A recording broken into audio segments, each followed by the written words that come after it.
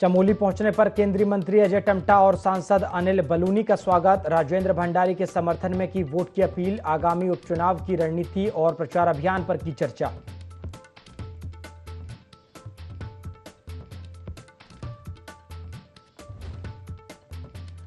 मुख्यमंत्री पुष्कर सिंह धामी ने की खेल विभाग की समीक्षा। राज्य के सभी 13 जनपदों और बड़े शहरों में बहुउद्देशीय हॉल और खेल मैदान बनाने के लिए अधिकारियों को दिए निर्देश।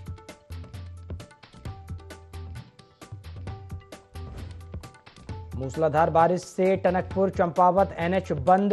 पुलिस ने ट्रैफिक किया डायवर्ट। ट्रैफिक में फंसे कई यात्री और वाहन।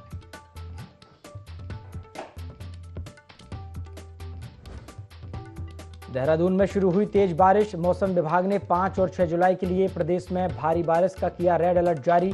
कई जगह भूस्खलन के बाद उफान पर नदी।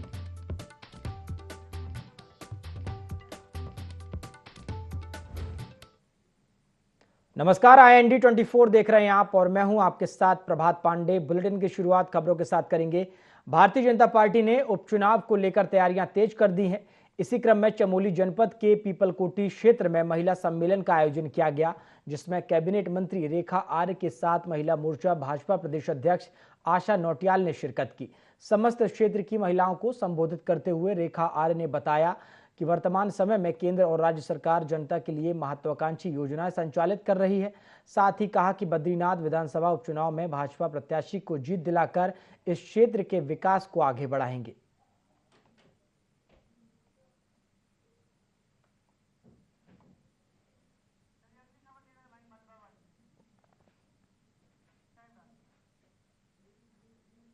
प्रदेश की नदियों का चैनलाइजेशन न करने, बाढ़ राहत के कार्य न करने और नदियों से मलबा हटाने के मामले में दायर जनहित याचिका पर मुख्य न्यायाधीश ऋतु बाहरी एवं न्यायमूर्ति राकेश थपलियाल की खंडपीठ में सुनवाई हुई।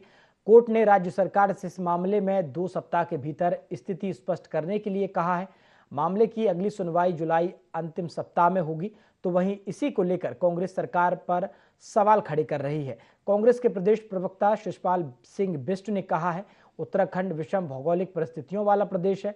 जगह जगह आपदा का खतरा बना रहता है, लेकिन सरकार ने इसमें कोई तैयारी नहीं की है।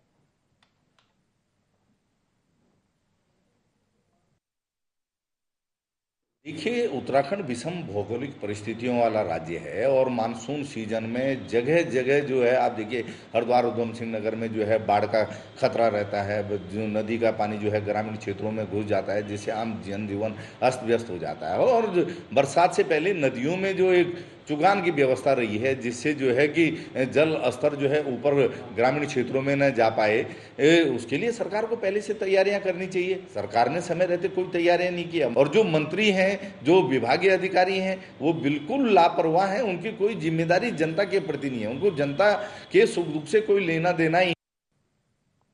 चंपावत जिले के बाराकोट ब्लॉक की BDC बैठक का आयोजन किया गया। बैठक में 33 विभागों के अधिकारी व ब्लॉक के जनप्रतिनिधि मौजूद रहे। DM चंपावत नवनीत पांडे व विधायक लोहाघाट खुशहाल सिंह अधिकारी व जिला स्तरीय अधिकारियों ने जनप्रतिनिधियों की विभिन्न समस्याओं को सुना और कई समस्याओं का मौके पर समाधान किया। वहीं ज्येष्ठ ब्लॉक प्रमुख बाराकोट नंदा वल्लभ भगोली ने बाराकोट ब्लॉक में खंड शिक्षा अधिकारी व उप शिक्षा अधिकारी की स्थायी नियुक्ति, कानून गो चौकी तहसील भवन की मरम्मत तथा वर्धा खान आली विसराड़ी सड़क में डामरीकरण की मांग उठाई।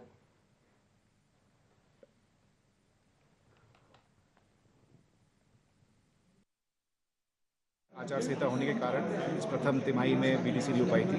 तो आज वो आचार संहिता खत्म हो चुकी है। तो इस क्रम में आज हमारा जो इस वित्तीय वर्ष का पहला जो BDC है वो विकासखंड बाराकोट में आयोजित किया गया है। यहाँ पे सभी विभागों के जो जिला स्तरीय अधिकारी हैं वो यहाँ पे उपस्थित हैं। शासन के भी निर्देश ये हैं कि जिस प्रकार की भी जन समस्याएं का जहाँ सुनने का प्लेटफॉर्म हो, वहाँ पे सभी अधिकारी रहे। आज पूरी संवेदनशीलता के साथ यहाँ के जो हमारे प्रतिनिधि थे उनकी समस्याओं को सुना गया है और प्रयास किया गया है कि उनमें से जो भी हम समाधान यहाँ कर सकते हैं वो हम यहाँ स्थानीय स्तर पर करेंगे। और कुछ नीतिगत मुद्दे भी हमारे सामने यहाँ पे आए थे, तो उनमें जो है पॉलिसी चेंज के लिए ज़रूर वहाँ शासन से भी निवेदन किया जाएगा। हमारे जितने भी रेकी विभाग थे उसमें सभी विभागों के अधिकारी उपस्थित थे और हमारे जिला अधिकारी महोदय भी उपस्थित थे। वहाँ पर जो भी हमारी रोड की समस्याएं और पानी की समस्याएं हुई, ज़्यादा समस्याओं का निराकरण नहीं हुआ और इस बैठक में जो समस्याओं का निराकरण नहीं हुआ तो हमने सभी जो अधिकारी आए थे उनको आगाह किया कि जल्दी से जल्दी इसका समाधान हो जाना चाहिए। धन्यवाद। चंपावत में चलती ट्रक में नाबालिग से हुए गैंगरेप मामले में पुलिस ने तीनों आरोपियों को गिरफ्तार कर लिया है। एसपी चंपावत अजय गणपति ने प्रेस कॉन्फ्रेंस कर मामले का खुलासा किया है। 2 जुलाई 2024 को पीड़िता के भाई ने कोतवाली चंपावत आकर सूचना दी थी। पुलिस ने रवीश भट्ट और संजय भट्ट को गिरफ्तार कर लिया है। अभियुक्त गणों को मेडिकल परीक्षण कर न्यायालय के समक्ष पेश कर जेल भेज दिया गया है। एसपी चंपावत अजय गणपति ने बताया कि तीसरे आरोपी योगेश थवाल को भी गिरफ्तार कर लिया गया है।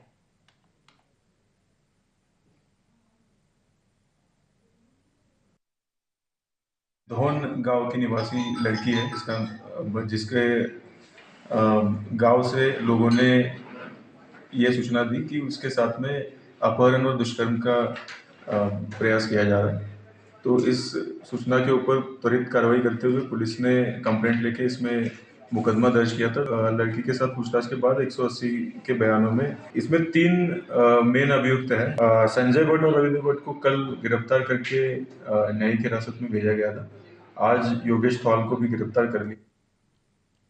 उत्तराखंड के मदरसों में अब NCERT सिलेबस की किताबें पढ़ाई जा रही हैं। उत्तराखंड मदरसा शिक्षक परिषद के अध्यक्ष ने कहा है कि मुख्यमंत्री पुष्कर सिंह धामी की सरकार के नेतृत्व में हम बच्चों को मदरसों की मुख्यधारा में जोड़ने का काम कर रहे हैं। उत्तराखंड के 415 रजिस्टर्ड मदरसों में NCERT कोर्स को लागू किया गया है। धामी सरकार के नेतृत्व में हम आगे बढ़ रहे हैं। साथ ही पर्यावरण, गंगा और गौ रक्षा में मदरसे के लोग भी शामिल होंगे। मुख्यमंत्री श्री पुष्कर सिंह धामी जी ने जो काम किया है, हम उनके नेतृत्व में उन मदरसों के बच्चों को मुख्य धारा से जोड़ रहे हैं और तमाम मदरसों के अंदर जो 415 मदरसे हमारे रजिस्टर्ड हैं, हमने वहां NCERT के कोर्स को लागू किया है। हम आदरणीय प्रधानमंत्री श्री नरेंद्र मोदी जी के उस मिशन को आगे बढ़ा रहे हैं कि एक हाथ में कंप्यूटर और एक हाथ में कुरान, और आदरणीय मुख्यमंत्री श्री पुष्कर सिंह धामी जी के नेतृत्व में हम इसमें सफलता की तरफ बढ़ रहे हैं। बड़ी तेजी के साथ मदरसे मुख्य धारा से जुड़ करके NCERT के कोर्स को पढ़ा रहे हैं। आने वाले दिनों में ये मदरसों के लोग यहाँ की तमाम जितनी भी पर्यावरण का मामला हो, गौ रक्षा का मामला हो, गंगा की रक्षा का मामला हो, पहाड़ों की रक्षा का मामला हो, हमारे मदरसों के लोग उसमें शामिल हो। प्रदेश में मानसून सीजन शुरू हो चुका है। मानसून शुरू होते ही डेंगू, मलेरिया जैसी बीमारियां भी शुरू हो गई हैं, जिसको लेकर नगर निगम ने पहले ही तैयारियां कर ली थी, जिसको वह अब धरातल पर उतार रही हैं। नगर निगम स्वास्थ्य अधिकारी अविनाश खन्ना ने बताया कि 23 मार्च के बाद से ही तैयारियां शुरू हो चुकी थी और अब टीमें घर घर जाकर लार्वा साइडल का छिड़काव कर रही हैं। साथ ही लोगों को जागरूक भी किया जा रहा है।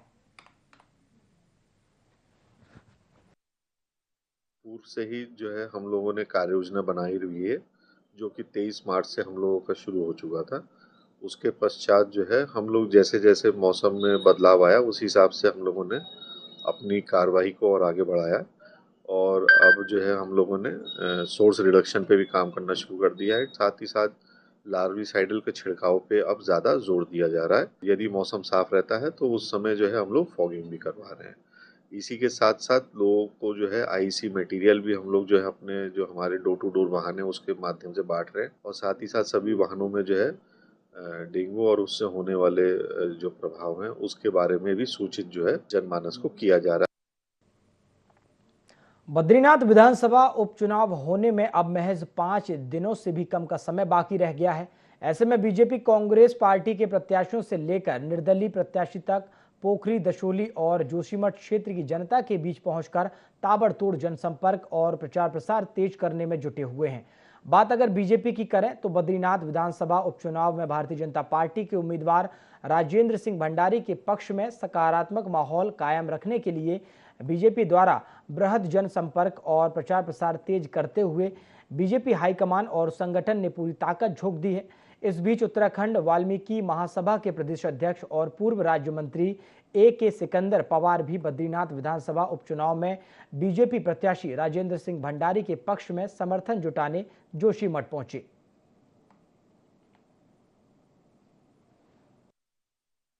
आज का युवा है और जो आज के युवतियां हैं, जो पढ़े लिखा मास है ऐसे समाज में, वो समझ चुका है चाल, कांग्रेस की चाल समझ चुका है। किसी बच्चे को ओ कहना दिखाते रहेंगे आप, और एकदम आप उनसे कहें कि बे कहें तो बड़ी मुश्किल है, क्योंकि 60 साल से उन्हें एक ही पाठ पढ़ाया गया है, वो पाठ पढ़ाया गया है कांग्रेस। आज वो जमाना चला गया है। आप आज जो कांग्रेस के गोट के बैल नहीं है हम, क्योंकि उस वक्त बड़े ताव से कहा जाता था, अरे नरवा तू परवा तू वोट जो है कांग्रेस को ही डालना रे, तो बड़ा सर हिला के बोला करते थे। अब वो सर हिलाना वगैरह सब चला गया है। तो अपने माँ बापों को बदलने के लिए भी उन्होंने बड़ा संघर्ष कर रखा कि भाई आप वहां न जाके आप वोट जो है बीजेपी को दीजिए।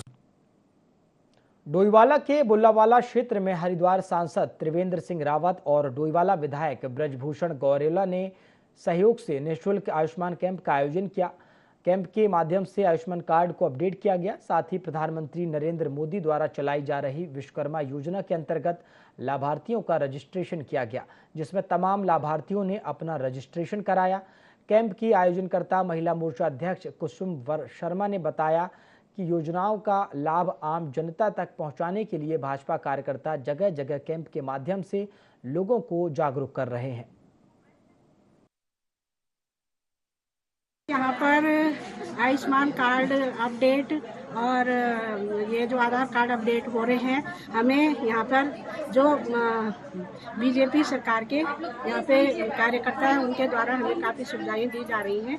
और यहाँ पर जगह जगह जो आयुष्मान कार्ड जगह जगह जो हमारे वार्ड हैं, वहाँ पर हर जगह पे लोगों को दूर न जाना पड़े और उन्हें वहीं पे सुविधा मिले। और वहाँ पर आयुष्मान कार्ड अपडेट और ये जो सरकार की योजना है, विश्वकर्मा योजना होगी, सूर्य ये पैनल योजना होगी और कई योजनाओं का लाभ लोगों को दिया जा रहा है। जन कल्याणकारी योजनाएं सरकार द्वारा आई, वो हर एक कार्यकर्ता जो है पब्लिक के बीच में जा जाके उसको पहुंचा रहा है पब्लिक तक और जागरूक कर रहे हैं पब्लिक को। और इस समय मुख्यमंत्री जी भी बहुत ज़्यादा योजनाएं हमारे यहाँ दे रहे हैं, सभी पूरे उत्तराखंड में वो योजनाएं दे रहे हैं। और उनकी मुख्यमंत्री जी की आदरणीय पुष्कर सिंह धामी जी की द्वारा जो चलाई जा रही योजना है, उनका लाभ भी जो कार्यकर्ता है वो घर घर जाके लोगों को समझा रहे हैं और उनको जागरूक कर रहे हैं। तो जैसा कि अभी यहाँ पे जो ये कैंप लग रहे हैं, तो ये हमारे आदरणीय त्रिवेंद्र सिंह रावत जी जो हमारे वर्तमान सांसद हैं हरिद्वार से, और आदरणीय हमारे डोईवाला के विधायक जी ब्रजभूषण गौरेला जी के सहयोग से ही ये कैंप जो है सब जगह लगाए जा रहे हैं। और अभी हमारे यहाँ 4 वार्डों में कैंप, आज ही चौथा हमारा कैंप चल रहा है, तो 4 वार्डों में हमारे कैंप कंप्लीट आज हो जाएंगे और बाकी और जगह भी हमारे जगह जगह कैंप लगाए जा रहे हैं। और हमारा मेन उद्देश्य है कि जनता को लाभ मिले। देश में जो हुनरमंद हैं, हमारे बहुत से भाई बढ़ई हैं, कारपेंटर का काम करने वाले हैं, शिल्पकार हैं, स्वर्णकार हैं, महिलाएं ब्यूटी पार्लर्स का काम करती हैं, अन्य जो भी इससे जुड़े हुए 18 से ज़्यादा अधिक कार्य जो कर सकते हैं, उनके लिए सरकार के द्वारा योजनाएं दी हैं, जिससे वो अपने पैरों में खड़े हो सके, आत्मनिर्भर बन सके, आत्मनिर्भर हो सके और स्वावलंबी बन सके। ये सरकार की योजना चल रही है। खबरों में आगे बढ़ते हैं। उत्तराखंड में व्यावसायिक उपयोग पर रोक के बावजूद जिले में निजी वाहन टैक्सी धड़ल्ले से दौड़ रही हैं। निजी हितों के लिए खरीदे वाहनों का व्यावसायिक उपयोग कर वाहन मालिक फायदा उठा रहे हैं और सरकार को राजस्व जमकर चूना लगा रहे हैं, जिसकी रोकथाम हेतु अब काशीपुर आरटीओ विमल पांडे ऐसे वाहन चालकों पर कार्रवाई कर रहे हैं। एआरटीओ विमल पांडे का कहना है कि यातायात नियमों का उल्लंघन और नियमों के विरुद्ध जाने वालों को बर्दाश्त नहीं किया जाएगा।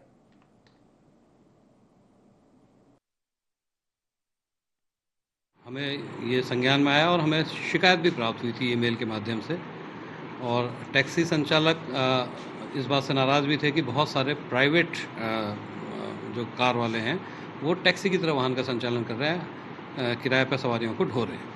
तो हमने इस पर योजना बनाई और 2 दिवसीय हमने अभियान इसमें रखा हुआ है। तो इसमें बड़े ही योजना बना करके हमने, हमारा अधिकारी स्वयं एक सवारी बन के गया, सवारी का भेष बना करके। हमारे परिवहन कर अधिकारी हैं अभिलाष गैरोला, उन्होंने एक सवारी का भेष बनाया, एक प्राइवेट कार बुक कराई और थोड़ा आगे जा कर के हमारे जो इंटरसेप्टर व्हीकल है उसके द्वारा उसे अप्रोच किया गया, रोक लिया गया और चालान करके गाड़ी सीज कर दी गई। इस तरीके से हमारे 3 दल वर्तमान में ये कार्य कर रहे हैं और लगभग 10 से अधिक गाड़ियों का अभी तक चालान और सीज की कार्रवाई की जा चुकी है। हरेला पर्व को लेकर प्रभागीय वन अधिकारी अमित कंवर के नेतृत्व में बैठक का आयोजन किया गया, जिसमें हरेला पर्व को बृहद रूप से मनाने के लिए अधिकारियों से विचार विमर्श किया गया। हरेला पर्व माल देवता क्षेत्र में मसूरी वन विभाग के अंतर्गत मनाया जाएगा, जहां पर विभिन्न कार्यक्रम आयोजित किए जाएंगे। वहीं वन महोत्सव के तहत पूरे देश में 22 जून से 7 जुलाई तक पौधारोपण कार्यक्रम भी आयोजित किया जा रहा है, जिसके अंतर्गत मसूरी वन प्रभाग में पौधारोपण कार्यक्रम का भी आयोजन किया गया है। प्लांटेशन की जो शुरुआत हो गई है, तो एक बार प्लांटेशन का भी रिव्यू बैठक हमने लिया, जिसमें इस वर्ष हमारे द्वारा जो है 930 हेक्टेयर एरिया में जो है वृक्षारोपण किया जा रहा है, जिसमें लगभग जो है 3,30,000 पौधे जो हैं वो रोपे जाएंगे। इसके अलावा आज जो है क्योंकि अभी हमारा वन महोत्सव जो है वो चल रहा है, तो वन महोत्सव में जो लोगों के साथ मिलकर जो वृक्षारोपण के प्रोग्राम जो वो किए जा रहे हैं, उसका भी हम लोगों ने रिव्यू लिया और वन महोत्सव भी जो है रिलीज में जो है अच्छे स्तर पर। मुख्यमंत्री पुष्कर सिंह धामी के कार्यकाल के 3 साल पूरे होने पर कृषि मंत्री गणेश जोशी ने हरिद्वार की राज्य अतिथि गृह कोठी पहुंचकर प्रेस कॉन्फ्रेंस की, जहां उन्होंने 3 साल पूरे होने पर पार्टी और सरकार की उपलब्धियां गिनाते हुए कहा कि मुख्यमंत्री पुष्कर सिंह धामी ने अपने कार्यकाल में कई कड़े निर्णय लिए हैं। साथ ही उत्तराखंड में यूसीसी लागू करने वाला पहला राज्य भी बना है। उन्होंने आगे कहा कि प्रदेश में कठोर नकल विरोधी कानून लागू किया गया और सीएम धामी के नेतृत्व में हुए सभी चुनावों में पार्टी ने जीत हासिल की है।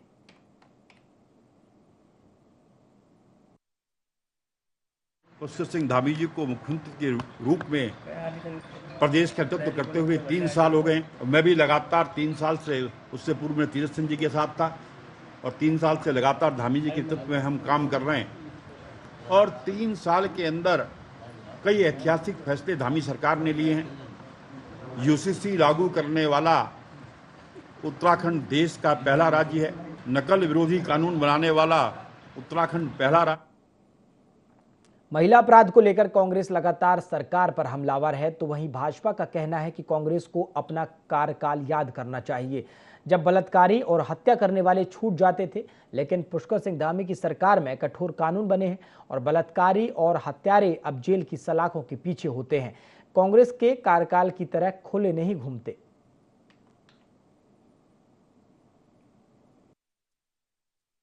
कांग्रेस को मुझे लगता है कि अपने कार्यकाल को याद करना चाहिए और उन्हें देखना चाहिए कि उनके समय पे जो अपराध हुआ करते थे, चाहे महिलाओं के प्रति हो, चाहे जनमानस के प्रति हो, उन्होंने हमेशा उन्हें छुपाने का काम किया। आज धामी सरकार ने ऐसे कठोर कानून बना करके उन लोगों को जेल में डालने का काम किया जो इस तरह के आपराधिक कांडों में फंसते हैं या घटना को अंजाम देने का काम करते हैं। तो मुझे लगता है कि चाहे कोई कितना भी बड़ा रसूखदार हो, कितना भी बड़ा सुरमाएदार हो, धामी सरकार में अगर गलत काम करेगा या महिलाओं के साथ अभद्रता करेगा या किसी भी महिला का प्रताड़ित करेगा तो वो जेल की सलाखों के पीछे होगा। धामी सरकार ने इस तरह के कानून बनाए हैं जिनके तहत आज अपराधी कम से कम यहाँ से कम अपराध होने का की जो घटनाएं हैं वो कम होती है, लेकिन फिर भी कोई ना कोई इस तरह की जब घटनाएं सामने आ जाती है तो धामी जी उन्हें बकसते नहीं है बल्कि जेल में डालने का काम करते हैं और वो जेल की सलाखों के पीछे होते हैं। तो कांग्रेस जो प्रदर्शन कर रही है वो अपने किए गए जो पिछले जो उनके कार्यकाल का समय है उसको याद करें तो ज्यादा बेहतर होगा। मंथन करने की आवश्यकता है। कांग्रेस को खाली आरोप लगाकर सरकार को बदनाम करने की और भ्रामक प्रचार करके जनता को अपने आप को हितैषी बताने की जो कोशिश सरकार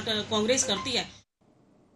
बद्रीनाथ और मंगलौर विधानसभा सीट पर बीजेपी और कांग्रेस की साख दांव पर लगी है। कांग्रेस अपनी बद्रीनाथ सीट को गंवाना नहीं चाहती, वहीं मंगलौर सीट पर भी जीत हासिल करना चाहती है, लेकिन भाजपा दोनों सीटों को हथियाने के मूड में है, इसलिए दोनों पार्टी जीत का दावा कर रही हैं। भाजपा प्रदेश अध्यक्ष महेंद्र भट्ट ने भी दोनों विधानसभा सीटों पर जीत के लिए तैयारियां तेज कर दी हैं। महेंद्र भट्ट ने दावा किया है कि इस बार दोनों सीटों पर भाजपा जीत हासिल करेगी। दोनों सीटों पर बीजेपी के मजबूत प्रत्याशी हैं। जनता सिर्फ विकास के नाम पर वोट देती है और भाजपा विकास को हमेशा प्राथमिकता देती है, इसलिए दोनों सीटों पर भाजपा की ही प्रचंड जीत होगी।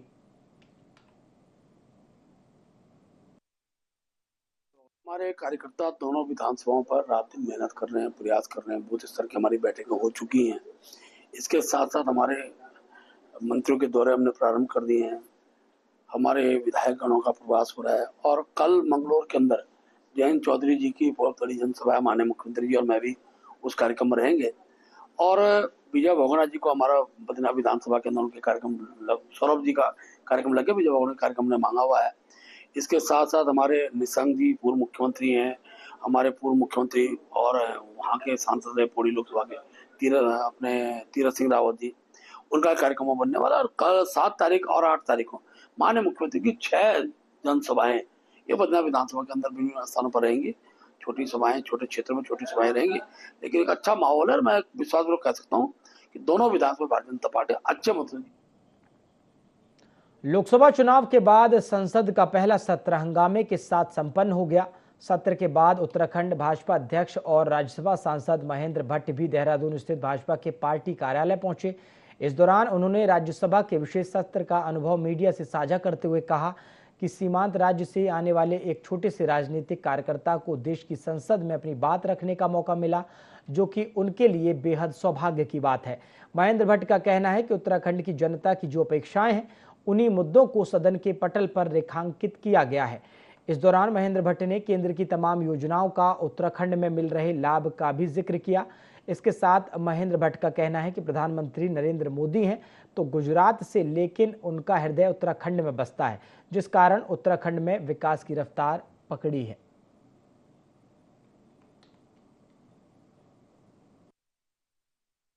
जिन उद्देश्यों के साथ यहाँ की जनता ने जो अपेक्षाएं मुझसे की हैं, उन उद्देश्यों, उन भावों को मैंने सदन के अंदर रखा है। खासतौर पर उत्तराखंड के पर्यटन को मैंने रेखांकित किया है, धार्मिक यात्रा को रेखांकित किया है। इसके साथ साथ जो उत्तराखंड के अंदर इन्वेस्टर समिट हुआ है, उस समिट के लेकर तो यहाँ के युवाओं के अंदर जो उत्साह का भाव है, उसको मैंने राज्यसभा के अंदर रखा है। और मैंने अपेक्षा भी व्यक्त की है कि प्रधानमंत्री जी जो भी हमारे प्रदेश के मुख्यमंत्री जी जिन प्रस्तावों को लेकर केंद्र में जाते हैं, वो सारे प्रस्ताव वहाँ पर स्वीकृत होते हैं। और ये मैंने कहा कि जो विषय मैं हर बार बोलता हूँ कि प्रधानमंत्री जी का उत्तराखंड के प्रति एक बड़ा लगाव है, और उस भाव के साथ आगामी दिनों में उत्तराखंड की सभी योजनाओं को, विकास पूरक योजनाएं हैं, उस पर हमको लोग। हाथरस की घटना के बाद हरिद्वार जिला प्रशासन भी सतर्क हो गया है। हरिद्वार में चलने वाले सत्संगों और भागवत कथाओं की परमिशन को लेकर डीएम धीरज गर्ब्याल ने सख्ती करने के आदेश दिए हैं। डीएम ने कहा है कि हरिद्वार में धार्मिक आयोजनों के दौरान किसी तरह की अनहोनी ना हो, इसके लिए अनुमति दिए जाने की एसओपी का पालन कराना भी सुनिश्चित किया जाए। साथ ही जितनी भीड़ जुटाने की अनुमति दी गई है, उससे ज़्यादा भीड़ कार्यक्रम स्थल पर ना हो। ज्ञात रहे कि धर्मनगरी हरिद्वार में कई आश्रमों, अखाड़ों में सत्संग और अन्य धार्मिक कार्यक्रमों का आयोजन होता रहता है, जिसमें हजारों की तादाद में भीड़ जुटती है। कुछ एक बार ऐसे ही हादसे भी होते रहे हैं।